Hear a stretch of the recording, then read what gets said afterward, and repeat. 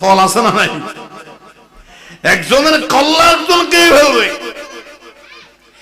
দাউদ আলাইহিস সালাম সমস্ত সন্তানকে ডাকলেন আর বলছেন, সবাই আমার সামনে দাঁড়াও, আমার সময় বুঝি আর বেশি দিন নাই, আমি দুর্বল হয়ে পড়েছি, আমার দায়িত্ব কে পালন করবে? আমি 4টি প্রশ্ন করব, যারা সঠিক জবাব দিতে পারবে আমার দায়িত্বটা তাকে দিয়ে দেব, পরবর্তী প্রধানমন্ত্রী সে হবে। সব সন্তান বলছে, বাবা করেন। আমরা কি কারো থেকে কেউ কম নাকি?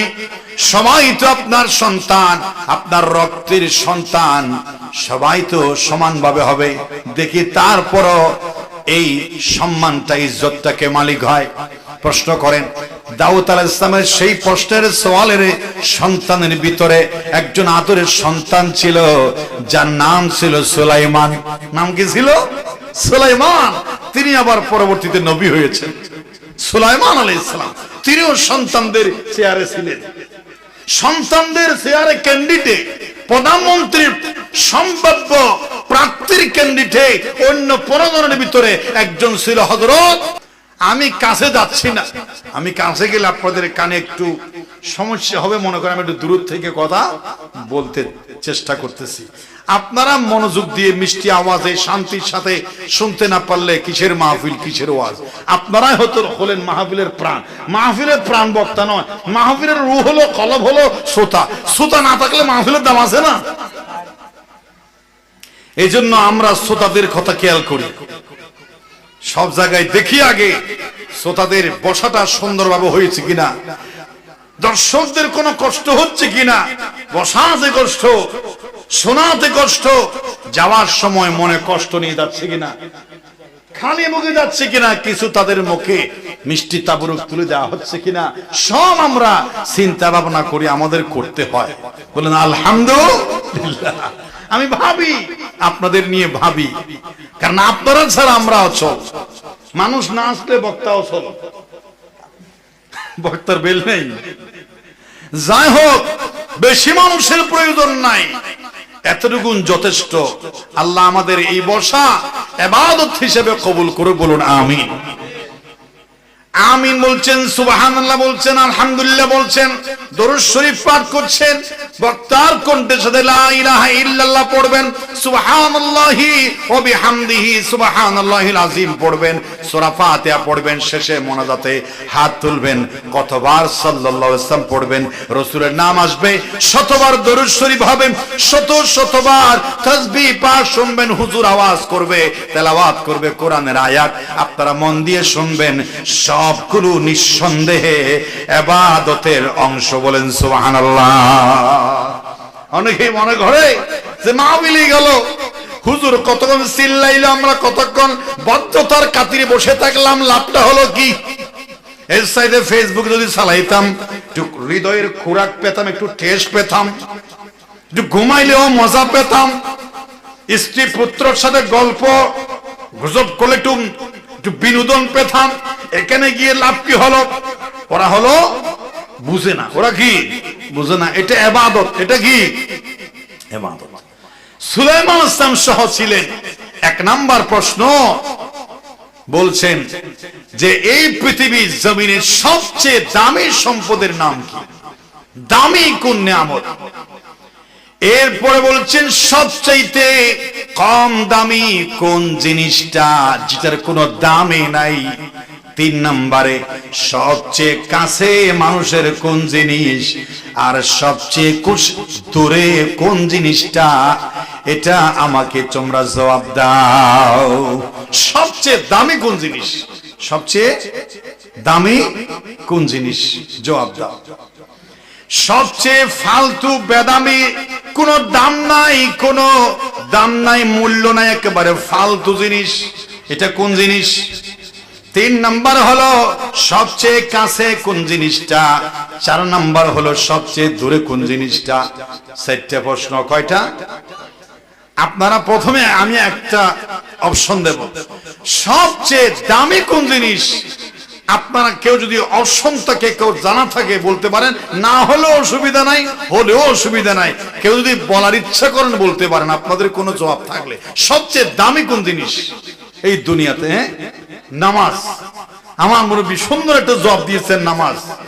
কিন্তু আমার টার্গেট যেই সুলাইমান ইসলাম যেই প্রশ্নের উত্তরটা চেয়েছেন সেটা নয়। সময় হতে পারে সম্ভাব্য তালিকায় হুজুর আরো গুরুত্বপূর্ণ বলেছেন।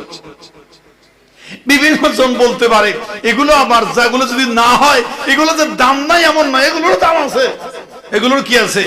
নামাজের দাম আছে, সময়ের দাম এমন আছে। কোরআন বলছে বলে আসরি, সময়ের শপথ, কালের শপথ, ইতিহাসের শপথ। সময়ের নাম একটা সূরাও দিছে আল্লাহ। সূরা আসর হলো সময়ের নামে সূরা। কিন্তু এখানে সুলাইমান পয়গম্বরকে সহ দাউদ আলাইহিস সালাম জিজ্ঞেস করলেন, এই যে সময় সেটাও দামি, তবে এই দুনিয়ার হায়াতে সবচাইতে দামি জিনিসের নাম হলো নেক আমল, আমলে সালেহ। বলেন সুবহানাল্লাহ। আমলে সালেহটা অর্জন করার জন্য সময় লাগে। কি লাগে? সময়কে পুঁজি করে নেক আমল করবেন। সব কিছুর পুঁজি হলো হায়াত, আর হায়াত হয়েছে সময় দিয়া। সময় হয়েছে বছর, মাস, সপ্তাহ, ঘন্টা, মিনিট, সেকেন্ড, মুহূর্ত, চোখের পলক। এইগুলোর সঞ্চয়, এগুলোর সংমিশ্রণ, এগুলোর সংযুক্ত ভাবে হায়াত হয়। এক সেকেন্ড একবার সুবহানাল্লাহ বলা যায়। সেকেন্ড দিয়েই পুঁজি বানিয়ে নেক আমল অর্জন করতে হয়। পৃথিবীর মধ্যে সবচেয়ে মানুষের জন্য পরকালে যা কাজে লাগবে সবচেয়ে হলো দামি নেক আমল। সবচেয়ে দামি কি? হায়াত আছে, সময় খুব দামি, কিন্তু কিছু করছেন না, চুপ মেরে বসে আছেন। আল্লাহর দেওয়া হায়াত, চুপ মেরে বসে আছেন। কিছু আওয়াজও নাই, দরুদ শরীফ নাই, জিকির আজকার নাই, কোনো ধরনের ভালো কথা নাই। চুপটি মেরে বুবার মতো যেন ঠোঁটের মধ্যে কেউ যেন সুপার গুলো মাস্টার গাম লাগিয়ে দিয়েছেন। ঠোঁট যেন প্যাকেট করা। চুপ মেরে ঘন্টার পর ঘন্টা বসে আছেন। এই বসে থাকার জন্য কিয়ামতের ময়দানে আফসোস করতে হবে, বুকে মাথায় কিল মারতে হবে। কেন যে বসেছিলাম, ওই হায়াত নামের পুঁজিটা কেন সুবহানাল্লাহ দিয়ে ভরাট করে আসতে পারি নাই? কেন আলহামদুলিল্লাহ দিয়ে ভরাট করে আসতে পারি নাই?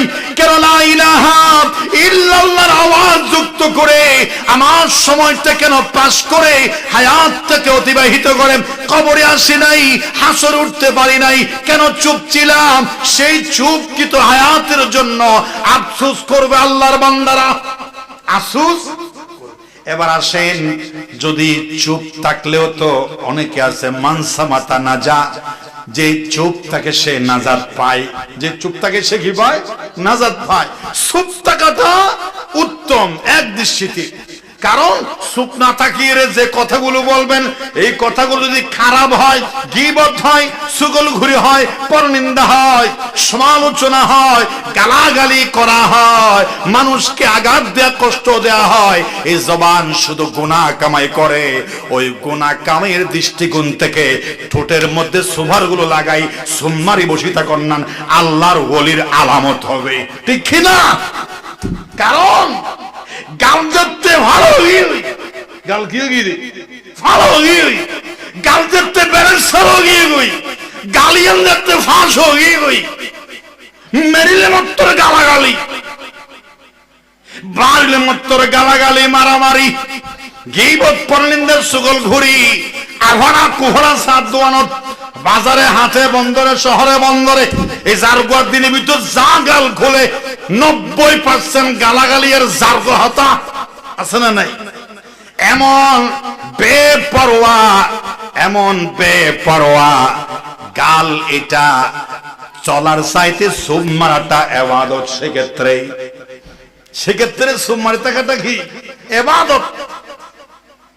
কিছু কিছু মানুষ আছে কথা বলার চাইতে না বলা ভালো। কথার কোনো ডক্সি নাই, কথা বলতেই জানে না, কথা বললেই মারামারি লাগে, কথা বললেই গুসা হয় মানুষ, কষ্ট লাগে, একটা না একটা বেতাল হয়ে যায়। ও কথা বলতেই পারে না, কথা বললে একটা না একটা ঘটনা হয়ে যায়, ওর কথা বলার চাইতে না বলা ভালো। যেমন এরকম একজন মেয়ে ছিল, মেয়েটা কথা বলতে জানতো না, কথা বললে সমস্যা হতো, এই জন্য বিয়ে হয়ে যাচ্ছে সেই মেয়েটার। বিয়ের সময় মা তাকে কঠিন ভাবে ওসিয়ত করলো, তুই যখন যাবি শ্বশুর বাড়ি, তোরে দেখতে আসবে সবাই, ইউসুফ নবীর ছেলের জন্য বউ আনছে। এলাকার মেয়েরা ছেলেরা কথা বাদ দেন, আগে তো ছেলে মেয়ে সবাই যাইতে, এখন তো মানুষ বুঝতেছে কোন ছেলে কোন মেয়ে বউ দেখার দরকার, কিন্তু মেয়েরা তো দেখবে, মেয়েরা যাবে, তোকে বিভিন্ন কথা জিজ্ঞেস করবে, তুই কোনো কথা বলবি না, সুম মেরে বসে থাকবি, তোর কথা বলা নিষেধ। মা জানা দে জিয়া হতা হইলে হাম হাই এনেন বেতালে দেখো যে ইবেরটা হাতে আর কে ন যায়, গালার খন ডক্সিরি নাই। মা বলছে সোমবারে থাকবি। বাসর সজ্জায় এলাকার মা বোনরা বউ দেখে দেখে যায়, কোন কোন মেয়েরা মা হালারা জিজ্ঞেস করে, ও বা বউ তোমার নাম কি, ও বা বউ তুমি লেখাপড়া কদ্দূর করছো, ও ভাবি তোমরা কয় বোন, ও ভাবি তোমার বাবা কি করে, ভাবি রে বিভিন্ন কথা জিজ্ঞেস করে, কেউ ভাবি ডাকে, কেউ খালাম্মা ডাকে, কেউ বউ ডাকে, কেউ জি ডাকে, কোনো কথার জবাব দেয় না, একেবারে বোবার মতো। কোন মানুষের কোনো কথার জবাব নাই। মানা করছে কে? কি হন মানা হইবি দে কথা বল, কে মানা করছে? মানা করছে মা। তখন শাশুড়ি বলছে, সবাই যাওয়ার সময় বলে, ও খালাম্মা পুতের জন্য কি বউ আনলেন? বউ মনে হয় বুবা, কথা বলতে পারে না, আমরা এত কথা জিজ্ঞেস করলাম, কোনো কথার হে না সাড়া পেলাম না, আমার মনে হয় তোমার ছেলের জন্য বুবা বউ আনছো। তোমার ছেলের কি সুন্দর অভাব ছিল, টাকার কি অভাব ছিল, এরকম একটা বুবা বউ কেন আনলাম? সে তো কথা বলতে পারে না। সবাই সমালোচনা করে। শাশুড়ি বলছে, খবরদার, আমার বউ কথা বলতে জানে, আমি জানি। বউর কাছে গেল, ও বাবু সবাই সমালোচনা করে, তুমি কোনো কথা বলো না কেন, তুমি তো কথা বলতে পারো। সমালোচনা করে, কথা বলবা, তুমি কি বলবা? কথা বলবা। তখন বউ বলছে, মা আমার মা মানা করেছে আমি যেন কোনো কথা না বলি, কারো কোনো কথার উত্তর না দিই, আমার মায়ের মানা, এই জন্য আমি কোনো কথা বলি নাই। শাশুড়ি বলছে, তোর মায়ের হুকুম চলবে না, তুই এখন শ্বশুর বাড়িতে, তোর শাশুড়ি তোর মা, এখন আমার হুকুম চলবে, এখন আমার বাড়িতে আমার কথা শুনতে হবে, তোর মায়ের কথা বলা মানা করার গোষ্ঠী গিলা, আমার কথা চলতে হবে, আমার বাড়িতে থাকলে আমি বলতেছি কথা বলবি, এখন কথা বলতে হবে না। শ্বশুরি সাফ পড়ছে, শ্বশুরি কি সাফ পড়ছে। তখন অনুমতি দিয়েছে শাশুড়ি, প্রথম কথা বলছে শাশুড়ির সাথে অনুমতি পেয়ে, প্রথম কথা কিসে কথা, হতা হবার অনুমতি পাই তো শাশুড়ি হতা শুরু করি দের বউ, প্রথম হতা কি চাইও কিনলে মানা করি গেল, মা এবারে হতা নহবেলে তো মা এদের জি জানা দেয় না, মেশে জানা না, হয়তো মা আপনি বলছেন আমাকে কথা বলার জন্য, তো আমি একটু কথা শুরু করে দিই। হ্যাঁ বউ কথা বল, এই তো আমার বৌমার কথা ফুটেছে, মা বল।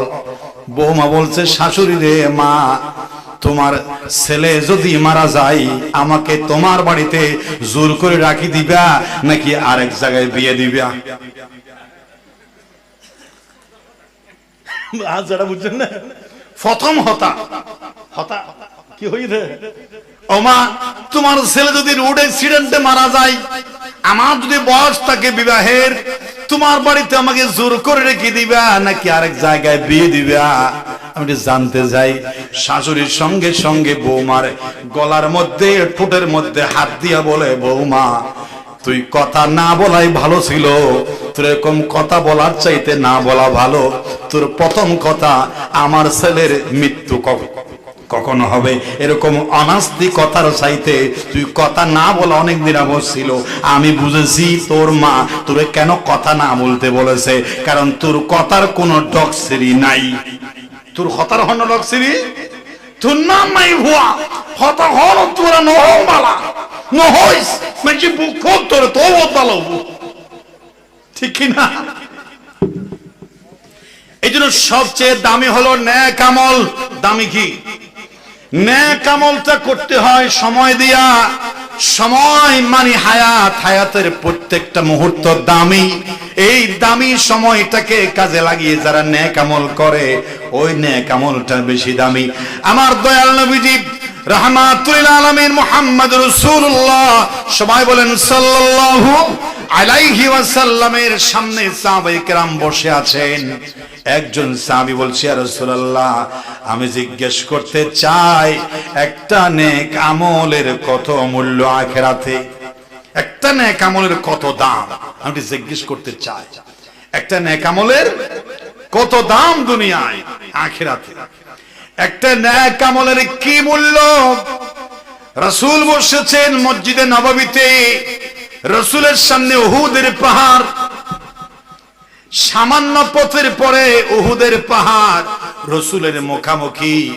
রাসূল মসজিদে নববীতে পিছ দিয়ে বসেছেন, সামনে উহুদের পাহাড়ের নকশা দেখা যায়। রাসূল বলছেন আমার সামনে যে উহুদের পাহাড় দেখা যায়, ওই উহুদের পাহাড়টাকে যদি আল্লাহ স্বর্ণের পাহাড় বানিয়ে দেয়। কিসের পাহাড়? উহুদের পাহাড়টা যদি স্বর্ণের খনিতে পরিণত হয়, সৌদি আরবের মধ্যে স্বর্ণের পাহাড় আছে না, এরকম উহুদের পাহাড়টাকে যদি আল্লাহ বলে উহুদের পাহাড়টা আজ থেকে কিয়ামত পর্যন্ত স্বর্ণের পাহাড় হবে, ওই স্বর্ণ কত ভরি হবে কোনো হিসাব আছে? লক্ষ লক্ষ মন টন ভরি হবে। ওই উহুদের পাহাড় যদি স্বর্ণের পাহাড় হয়, ওই স্বর্ণের পাহাড় যদি এক পাল্লায় দেওয়া হয়, আর উম্মতের আমার একটা আল্লাহর জন্য ইখলাসের সহিত একটা নেক আমল যদি এক পাল্লায় দেওয়া হয়, ওই উহুদের স্বর্ণের পাহাড়ের চাইতে হাসরের ময়দানে আমার উম্মতের একটা নেক আমলের পাল্লা তার চাইতেও দামি হয়ে যাবে, ভারী হয়ে যাবে। বলেন সুবহানাল্লাহ। নেক আমলের দাম বেশি না কম? সবাই একটু নেক আমল করেন, মুহাব্বতে পড়েন সুবহানাল্লাহ ওয়ালহামদুলিল্লাহ লা ইলাহা ইল্লাল্লাহ। সবাই পড়েন লা ইলাহা ইল্লাল্লাহ। লোভ নাই, আকাঙ্ক্ষা নাই, আকর্ষণ নাই, সওয়াবের প্রতি কি আপনাদের কোনো লোভ নাই? আছে না? সওয়াবের প্রতি লোভ না থাকা মানে আপনি মরে গেছেন, আপনি বেঁচে নাই। আর যে মানুষের সওয়াবের প্রতি, নেক কাজের প্রতি কোনো আকর্ষণ, লোভ, আকাঙ্ক্ষা, তামান্না নাই, ওর বাঁচে তাই কোনো লাভ নাই। সওয়াবের প্রতি লোভ থাকতে হবে, টাকার চাইতে সওয়াবের লোভ থাকতে হবে, সম্পদের চাইতে সওয়াবের প্রতি লোভ থাকতে হবে। কিছু মানুষ আছে টাকার লোভী, সুযোগ পাইলে টাকা ধরে ফেলে। কিছু মানুষ আছে নেকের লোভী, সুযোগ পাইলেই নেক ধরে ফেলে। সুবহানাল্লাহ বলে, আলহামদুলিল্লাহ বলে, আল্লাহু আকবার বলে, নারে তাকবীর বলে, নারে রিসালাত বলে, তাসবিহ পড়ে, তাহলিল পড়ে, সুযোগের অপেক্ষায় থাকে। সুযোগ পেলেই নেক আমল কেস করে ফেলে, বিশাল পাহাড় নিয়ে রাসূলের সামনে হাজির হওয়ার আকাঙ্ক্ষা রাখে। বলেন সুবহানাল্লাহ। হচ্ছে নেককারের আলামত। নেককারের কি? তো আপনাদের আমল নেকের প্রতি আপনাদের আকর্ষণ, লোভ নাই তো থাকলে একটু মহব্বতে প্রমাণ করেন লা ইলাহা ইল্লাল্লাহ।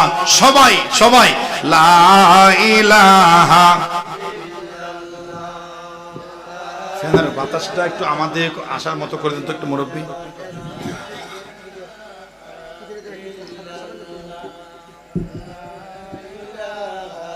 সবাই একটু পড়েন সওয়াব তো, সওয়াব তো লা ইলাহা ইল্লাল্লাহ, এটা অনেক বেশি সওয়াবের জিনিস। একটু পড়েন লা ইলাহা ইল্লাল্লাহ।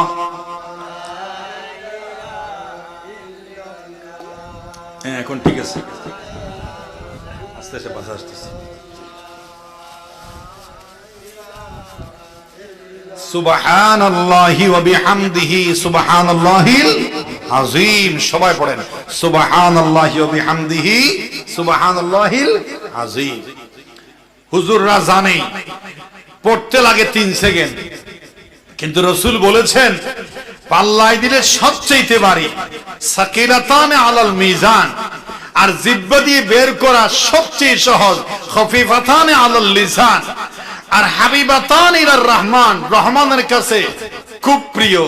জবান দিয়ে পড়া খুব সহজ, পাল্লায় দিলে সীসার চাইতেও পাহাড়ের চাইতেও ভারী দুটি তাসবিহ রাসূল বলে দিয়েছেন।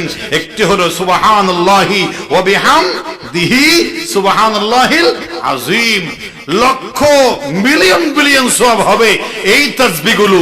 নেক আমল ধরে ফেলতে হবে। হায়াত সংক্ষিপ্ত, হায়াত কি সংক্ষিপ্ত। সুলাইমান ইসলাম সহ সবাই ছিলেন। প্রথম প্রশ্ন সবাই জবাব দিচ্ছে, বড় ছেলে জবাব দিচ্ছে, হচ্ছে না। সবচেয়ে দামি জিনিস, যেমন অনেকে বলেছে কথার কথা, হুজুর আমার আব্বাজান আমার কাছে সবচেয়ে দামি হচ্ছেন আপনি, আপনি আমার আব্বাও নবীও, তো তার কথা কি ভুল? ভুল না তো, কিন্তু যেটা সবচেয়ে দামি সে উত্তর আসতেছে না। মেজো ছেলে আরেকটা বলে, অনুমান করে বলে, সেগুলো কিছু কিছু আবার সঠিক হয়, কিন্তু বাবা তো পয়গম্বর, 100 হয় না। সবচেয়ে কম দামি কি সন্তানরা বলে, একে একে 14 সন্তান বলে, কিন্তু মন মতো উত্তর একজন থেকেও পায় নাই। সিরিয়াল আসছে, ছোট্ট আদরের ছেলে সুলাইমান আলাইহিস সালামের সিরিয়াল। তখন তিনি ছোট ছিলেন, কি ছিলেন? ছোট ছিলেন। তখন নবী ছিলেন না, নবীর ছোট নাবালক ছিলেন, অথবা এখনো পয়গম্বর হিসাবে তাকে ঘোষণা দেয়া হয় নাই। সুলাইমান আলাইহিস সালাম সামনে বাবার আসলেন, বাবা তুমি অনুমতি দিলে আমি শুরু করতে পারি। বাবা বলছে, কেউ তো পারলো না, তোর বড় ভাইয়েরা, তুই কি পারবি? আমারও বিশ্বাস তুই পারবি। যদি তুই পারিস, আমার পরবর্তী চেয়ারের মালিকও তুই হবি, আর পরবর্তী রাজত্বের মালিকও তুই হবি। আর আমি আল্লাহর কাছে দোয়া করব, আমি যেমন নবী, আল্লাহ যেন তোকে নবী হিসাবেও সম্মানিত করেন। বলেন সুবহানাল্লাহ। সুলাইমান পয়গম্বরকে বলা হলো, ওইগুলো আমি বাদ দিলাম। কে কি বলছে এগুলো আমাদের প্রয়োজন নাই, আমার সঠিক উত্তর দরকার। আমার কি উত্তর দরকার? ডাইরেক্ট 14 জন অতিক্রম করে সুলাইমানের কাছে চলে আসলাম। সুলাইমান ইসলাম বলা হচ্ছে, বলো তো সবচেয়ে দামি জিনিস কি? তিনি বলেছিলেন সবচেয়ে দামি জিনিস হলো মানুষের জীবনের নেক আমল। দাম কি? নেক আমল। বলেন সুবহানাল্লাহ। কেমন দামি এটা আমি রাসূল একটা হাদিস থেকে আপনাদের শোনালাম। একটা উহুদের স্বর্ণের পাহাড় আপনার 14 গোষ্ঠী 1000 বার বিক্রি করলেও একটা উহুদের পাহাড়ের স্বর্ণের দাম আপনি 100 কোটি বার দুনিয়ায় ফিরে আসলেও কোটি ভাগের 1 ভাগের সম্পদ আপনি কিনতে পারবেন। এই সম্পদের মালিক আপনি হয়ে যাবেন একবার যদি সুবহানাল্লাহ পড়েন, একবার যদি আলহামদুলিল্লাহ পড়েন, একবার যদি লা ইলাহা ইল্লাল্লাহ পড়েন, একবার যদি রাসূলের উপর দরুদ শরীফ পাঠ করেন। এক একটা নেক আমল উহুদের স্বর্ণের পাহাড়ের চাইতেও দামি হবে। আমার দয়াল নবী উম্মতকে বুঝিয়েছেন, এই উম্মতেরা এমন দামি নেক আমল তোমরা অবশ্যই কেস করবে। অবসরে, ব্যস্ততায়, রাতে, দিনে, সকালে, বিকালে কৃষিকাজ করতে, জেলে অবস্থায়, সাগরে, নদীতে, ব্যবসার প্রতিষ্ঠানে, চাকরি বাকরিতে, গাড়িতে, চলন্ত অবস্থায় যতক্ষণ তোমার জীবন আছে, তুমি নেক আমল কেস করে কবরে আসেও আমলের পাহাড় নিয়ে মাথা উঁচু করে আল্লাহর জান্নাতে প্রবেশের চান্স পেয়ে যাবে। বলেন সুবহানাল্লাহ। দরকার আছে না নাই? না মরে কি থাকতে পারবো? হ্যাঁ, অন্য কোনো ব্যবস্থা আছে? হুজুর আমার নেক আমল লাগবে না, মরাও লাগবে না, আমি আপনাদের সাথে নাই, এরকম অপশন আছে?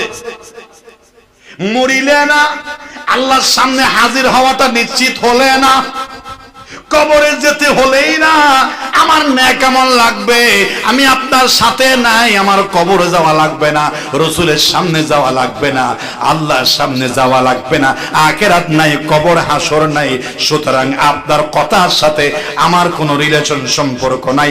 আমি আছি আমার তালে, আপনি থাকেন আপনার তালে, আমাকে ডিস্টার্ব করিয়েন না। নাউজুবিল্লাহ বলেন। এমন কথা বলার সাহস আছে? 2 নাম্বার বলো, কোন জিনিসের কোনো দাম নাই? সুলাইমান পয়গম্বর যুবক, তিনি কিশোর অবস্থায় বলে দিলেন, বাবা আমার গবেষণায় সবচাইতে মূল্যহীন জিনিস হলো লাশ, ডেড বডি, আমাদের প্রাণ যখন চলে যায় এই ডেড বডির 2 টাকার কোনো মূল্য নাই, একেবারে ফালতু জিনিস। যত তাড়াতাড়ি এই অমূল্য মূল্যহীন ফালতু এই বডিটা মাটির ভিতরে কবর করে দাফন করা না যায়, অতক্ষণ পর্যন্ত আত্মীয় স্বজন, ভাই বেরাদার, সন্তানের চোখে ঘুম নাই। আগে ওই অপর জিনিসটা মাটির ভিতর ফুটে আসো। এর দ্বারা বোঝা যায় এই লাশ, এই ডেড বডি, লাশের কোনো দাম মানুষের কাছে, দেশের কাছে, সমাজের কাছে নাই, কোনো মূল্য নাই, কোনো মূল্য নাই। ঠিক কিনা? তাড়াতাড়ি দিয়ে ফেলা, দেরি না করিস। হয় না হয় বাস্ট হইব, ফাড়িব, করোনা ভাইরাস হইব, হাম হইব, পরিবেশ নষ্ট হবে, ফুজ হবে, নতুন ব্যারামের সৃষ্টি হবে। একটা লাশকে কত ধরনের ভয়, ডায়াবেটিস রোগী বেশিক্ষণ ন থাকিব, ফুড়িব সম্ভাবনা আমার থেকে আছে না? আছে। তাড়াতাড়ি বলাই দে আ বড়ি, কত সোনু হৌড়ার মাজিলাম, কত ক্রিম মাজিলাম, কত দেশি বিদেশি সাবান মাখিলাম, কত যত্ন করলাম, কত আদর, কত মোহাব্বত করে এই বড়িটাকে তিলে তিলে যতন করে রেখেছি। কিন্তু প্রাণ পাখি যখন উড়ে গেল এই বড়ির আর একটা পয়সার মূল্য নাই। সকলের সকলের একেবারে তুচ্ছ তাচ্ছিল্যের জিনিস হয়ে যায়। পৃথিবীতে এমন কোন রেকর্ড নাই যে তারা আপনজন মারা যাওয়ার পরে চোখে দেখার জন্য বাড়িতে লাশ রেখে দেয়। ওর রুমেও কেউ ঢুকে না, বলে ওর সাথে জিন আছে, ভূত আছে, বেরত আছে। যেখানে আমার বাবা পড়ে আছে লাশ হয়ে, ভাই পড়ে আছে, বোন পড়ে আছে লাশ হয়ে, ওই বাড়িতে আমি থাকতে পারবো না, আমার ঘুম আসবে না, মনে হয় ভূত আছে আমাকে জীবি ধরবে। না থাকেন না কেউ, তোমার বাম নয় না, তোমার ভাই নয় না, এতদিন বুকুলে থাকলে তো নয় না। আজ রুমর ডুব থেকে নসর হতে না তুমি ডল্লা আর সিবিদরে ভাঙলা রাতে ভূত হয়ে রে রে বাপ, লাশ, ভাই ব্রাদার, বোন, আজ ভূত গেল গই তো কি করতাম? হবে কত খড়ে দিবা দিবল হাঁদেরও আবার দ্বিতীয় হয় হিন্দি, হাঁদেরও হিন্দি আবার কি হদ মানে হাঁদের তেরে মধ্যে, কিন্তু এই লাশের হন দাম 100 সহি কথা বলেছ সুলাইমান। 2টি প্রশ্নের সঠিক উত্তর তুমি দিয়েছ, তোমার কোনো ভাই দিতে পারে নাই। বলেন সুবহানাল্লাহ। আমার 3 নাম্বার প্রশ্ন হলো, সবচেয়ে কাছে কোন জিনিস বলো? সুলাইমান বলছেন, বাবা আমার গবেষণায় সবচাইতে কাছে হলো মৃত্যু। মৃত্যু মৃত্যু মৃত্যুর চাইতে কাছে আর কোনো জিনিস নাই। এই আছে এই নাই, এখন আছে এখন নাই। হৃষ্টপুষ্ট দেহ স্বাস্থ্যবান ডাক্তার কাছে যায় না, ফার্মেসির সাথে যায় না, জীবনে কোনোদিন প্যারাসিটামল খায় না, নাফা খায় না, জ্বর সর্দি হয় না, জীবনে কোনোদিন অসুস্থ হয় না।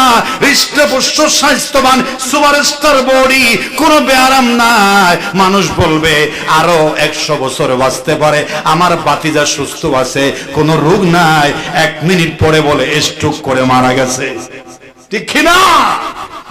চোখের ইশারাতে তুমি হতে পারো লাশ, চিরতরে বন্ধ হবে তোমার নিঃশ্বাস। হবে এলান তোমার নাম মসজিদের মাইকে, বাড়িওয়ালা নাই রে বাড়ি, নাই রে দুনিয়াতে, বাড়িওয়ালা নাই রে বাড়ি, নাই রে দুনিয়াতে। কথা ঠিক না বেঠি? অবশ্যই ঠিক, কোন সন্দেহ নাই। হযরতে দাউদ পয়গম্বর বলেছেন, বাবা সঠিক আনসার দিয়েছ, সবচেয়ে কাছে হলো মৃত্যু, মৃত্যুর চাইতে আর কোনো কিছু কাছে নাই। সঠিক আনসার বলেছ, কারণ সবচেয়ে কাছে মৃত্যু, এতে কোনো সন্দেহ নাই। আমার ভাই আমার চাইতে 2 হাত দূরে হতে পারে, কিন্তু আজরাইল আমার তার চাইতেও কাছে হতে। কোরআন বলছে, আইনামা তাকুনু ইউদরিকুমুল মাউত ওয়ালাউ কুনতুম ফি বুরুজিম মুশাইয়াদা। বলো, মৃত্যু থেকে পালাবার কোনো উপায় নাই। মৃত্যু তোমাকে ধরবে, মৃত্যু তোমাকে খুঁজে বের